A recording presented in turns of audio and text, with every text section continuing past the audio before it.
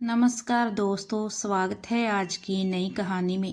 अगर यह कहानी आपको अच्छी लगे तो लाइक, शेयर और कमेंट ज़रूर करें और चैनल को सब्सक्राइब करना ना भूलें। भाई, हम तो थक चुके हैं। चलते चलते यहाँ यहाँ अभी तक पहुँचे हैं। यहाँ तो घना अंधकार है, रास्ते अनजान है। पहली बार निकले हैं इस तरफ। आगे कहाँ जाना है, रास्ता कैसा है, कुछ भी तो मालूम नहीं है। तो यहीं विश्राम करते हैं, थकान मिटाते हैं। रास्ते तो मुझे भी नहीं मालूम। यहाँ हम अभी खड़े हैं, बातचीत कर रहे हैं। यह जगह तो जानी पहचानी सी लगती है। अंधेरे में भी मैं तुम्हें बता सकता हूँ, यहाँ घनघोर जंगल है। हिंसक जानवरों से भरा पड़ा है यह जंगल। विश्राम करना चाहते हो तो कोई दरख्त टटोलो और उसकी डाल पर बैठकर गुजारो। लो, यही एक दरख्त है।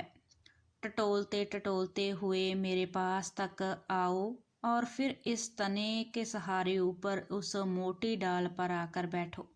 अच्छा, लो आ गए तुम्हारे पास। चलो बैठते हैं इसकी किसी मोटी डाल पर। फिर सुबह हुई। उठो भाई, सुबह होने वाली है। ऊपर देखो, आकाश में उभरती हुई लालिमा। सुनो जंगल में चिड़ियों की चहचहाट। एक और नई सुबह हमारे लिए आ रही है, अंधेरे को निगलती हुई। रास्ते दिखेंगे, रास्ते दिखेंगे, खतरे दिखेंगे।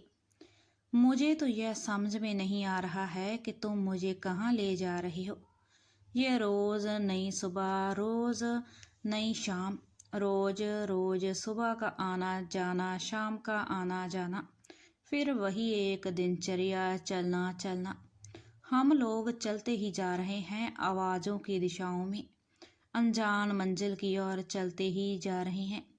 उजाले में चलते हैं, अंधेरे में ठिठक कर रुक जाते हैं, विश्राम करते हैं, फिर वही दिनचर्या, बस चलते रहना। देखो भाई, एक सार्थक प्रयोजन से तुम्हें साथ लिए जा रहा हूँ। ठीक है, रास्ता मेरे लिए भी अनजान है। ठीक है, हम इस जंगल में भटक रहे हैं। ठीक है, सब कुछ उबाऊ सा लगने लगा है, थकान है, अनिश्चितता है, लेकिन हमारे इरादे बड़े दृढ़ और नेक हैं। देखो इस नई होती हुई सुबह को आशा और विश्वास भरी नज़र से। उजाला हमारे पास आस पास फैलने लगा है, थोड़ी देर में साफ साफ दिखने लगेगा। आगे चलेंगे, रोज ही देखते हैं तुम्हारे सूरज के आने जाने से होती हुई सुबहों को। लेकिन यह जंगल है या जंगल का समुंदर, इसका कोई शोर तो दिखता ही नहीं। चारों तरफ बस जंगल। इस जंगल का अंत किस दिशा में होगा, यह तो अनुमान लगाने की ही बात है। कभी कभी मुझे लगता है हम किनारे से लौटकर फिर जंगल के बीच में आ गए हैं। फिर शाम ढलेगी, फिर हम विश्राम करेंगे, फिर चलेंगे। यही लगा हुआ है। जब तुम विश्राम करते हो ना, तब भी चलते रहते हो। तुम्हारी बुद्धि अटकलें लगाती है, रास्ता उधर है, रास्ते में क्या क्या है। तुम्हारे मानस पटल पर चितवत चलता रहता है। मंजिल दिखाई पड़ती है तुम्हें सपनों में। यह संपन्न सी तुम्हारी आशा ही तुम्हें निराश करती है, अनजान रास्ते को और उलझा देती है। मुझे नहीं लगता किसी मनुष्य की बुद्धि कभी निष्क्रिय हो सकती है। मनुष्य है तो उसकी बुद्धि गतिशील रहेगी। हाँ, निराशा से बचने का एक रास्ता है यह, जो तुम्हारा रोज रोज उगने वाला सूरज, अंधेरा दे जाने वाला सूरज, कोई ऐसा करिश्मा कर दे कि उजाला ही उजाला रहे और उसकी किरणें इतनी संवेदनशील हों जो तुम्हारी बुद्धि को नए आयाम दे, सही रास्ता दिख जाए। ज़रा सोचो, इस एक जंगल में हम कब से भटक रहे हैं और आगे जाने अभी कितने जंगल होंगे, तो मंजिल तक पहुंचना तो एक सपना भर रह जाएगा। सफ़र की यह मानसिक स्थिति किसी आने वाले जंगल से कम भव्य नहीं है, कम गतिरोध पैदा करने वाली नहीं है। बस असफलता ने तुम्हें निराशावादी बना दिया है, खुश्क बना दिया है। चल पड़े हो तुम नकारात्मकता के अंतहीन डगर पर।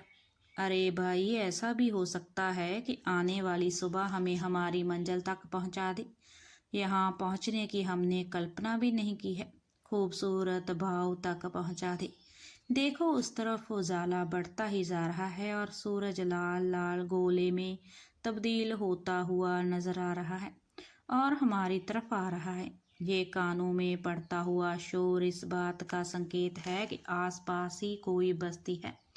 बहुत देखा है मैंने उगते हुए सूरज को, बहुत देखी है मैंने बस्तियां। अब यहाँ इस जंगल में बहुत दिनों से साथ हो तो यह मत समझो कि बहुत अनजान हूँ, अनविष्य हूँ। सूरज के चलन और बस्तियों के रिवाजों से कभी हुआ करती थी बस्तियाँ, कभी हुआ करता था जीवन बस्तियों में, कभी था प्रेम और सहचार बस्तियों में। आजकल तो बस्तियों में सिर्फ शोर है, सिर्फ शोर। जीवन नहीं, कठपुतलियाँ चलती हैं, नाचती हैं और गाती हैं। मरे हुए लोगों की बस्तियाँ हो गई हैं आजकल। लोग सपने में लिखते हैं, सपने में मिलते हैं, सपने में ही गुनगुनाते हैं, सपने में ही भाषण देते हैं, सपने में ही चलते हैं, सपने में ही जागते हैं। सूरज का आना जाना जीवन काल में घटने वाले निरुद्देश्य नृत्य के अलावा कुछ और नहीं है। दिन में शोर, मरघट सी चहल पहल, बस इतनी सी बात होती है बस्तियों में।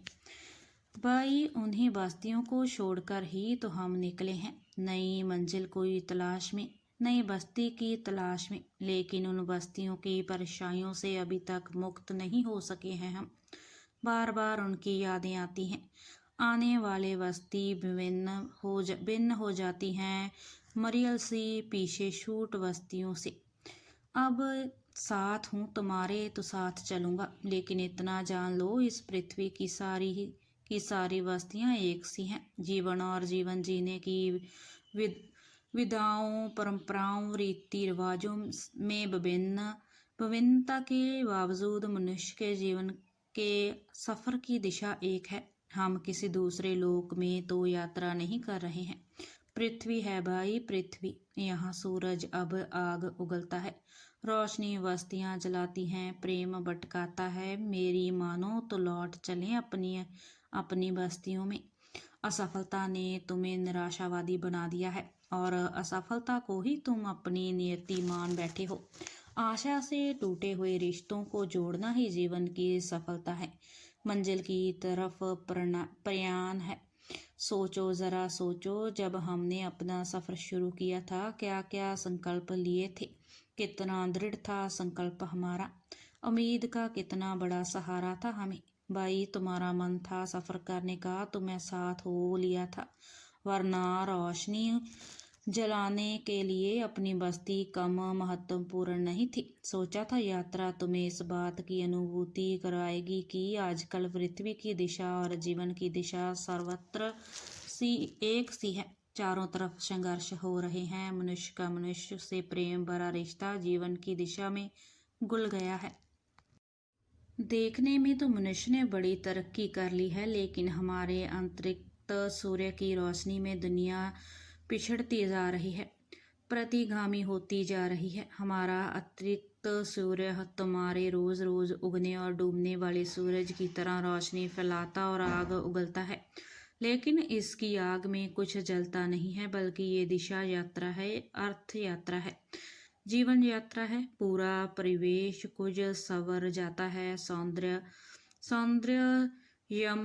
यमेर हो जाता है। लोग आ गए, हम यूं ही बात करते करते जंगल के पास बस्ती में आ तो गए, मगर यह जगह भी जानी पहचानी सी लगती है। पीछे छूटे हुए जंगल की तरह यह जगह भी जानी पहचानी सी लगती है। यह पेड़, ये हवा, ये पहाड़, सब पहले का देखा हुआ लग रहा है। मानस पलट पर अतीत की यादें धुंधली धुंधली सी तैर रही हैं। थोड़ा रुको, मुझे जाने दो अतीत में, यादों की बल देने को, पहुंचने को इस नतीजे पर कि यहाँ से हमारा लगाव क्या है। बल मत लगाओ, अतीत के जंजवात में विचरण करने की ज़रूरत नहीं है। यह वही बस्ती है, यहाँ से हमने अपनी यात्रा शुरू की थी। उस किनारे हमारा घर था। बिल्कुल ठीक कहा तुमने, बिल्कुल ठीक। याद आ गया, सब कुछ याद आ गया। यही हमारा घर था, यहाँ से हम जंगल में पहुँचे थे। मंजिल पर पहुँचने का जश्न मत मनाओ। वो जंगल जो पीछे छूट गया है ना, इस बस्ती में आ गया है। अब यह बस्ती भी जंगल से कम नहीं है। घर नहीं देखोगे अपना? क्यों नहीं, क्यों नहीं, ज़रूर देखेंगे अपना घर। वो रहा सामने तुम्हारा घर। यह तो एक मंदिर है, मूर्तियाँ सजी हैं इसके अंदर। वो पुजारी फूल पूजा की थाली लिए बैठा है। मूर्ति के दर्शन के लिए लंबी कतार लगी हुई है। संगीतमय भजन चल रहा है। फूल और अगरबत्तियों की गंध फैली हुई है। समझ लो हमें याद किया जा रहा है, प्यार किया जा रहा है हमें हमारी अनुपस्थिति में। हमारी कहानियाँ शाम की चर्चाओं का हिस्सा बन चुकी हैं। अब जब हम आ गए हैं यहाँ अपनी बस्ती में, तो हमारी कहानियों में कल्पना का हिस्सा स्पष्ट हो जाएगा, दिलचस्प हो जाएगा।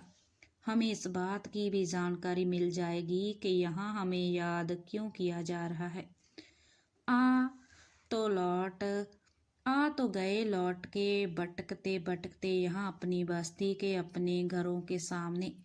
तो यहीं रहोगे? बताता हूँ, चले जाओ इस मूर्ति के पीछे, सुनो अपनी कहानी। ना बाबा, मैं लौट के वहाँ नहीं जा सकता। जिस प्रयोजन के लिए वहाँ से निकलकर इतना लंबा सफ़र तय किया है, उस प्रयोजन के पूरा होने के अनुष्ठान में लगूंगा। जो हालात दिखाई पड़ रहे हैं हम उसमें बस्ती की दिशा और हमारी दिशा और है। बस्ती को जिस दिशा में जाना चाहिए, हम अपने साथ बस्ती को उसी दिशा में ले चलेंगे। लेकिन बस्ती तो कहीं और जा रही है और हम कहीं और। भ्रम है दिशाओं का, दिशा का नहीं, दिशा सूचक यंत्र का, अंधेरे से निकलते हुए प्रकाश का, आकर्षण का, सफलता का, सत्ता का। संदेह यह विसंगति ही इस युग की त्रासदी है, लेकिन हमारे अंतरिक्त सूर्य के प्रकाश में नई सत्ता का अभियुद्ध हो रहा है। आकर्षण को नए आयाम मिल सकते हैं, जीवन की दिशा बदल सकती है।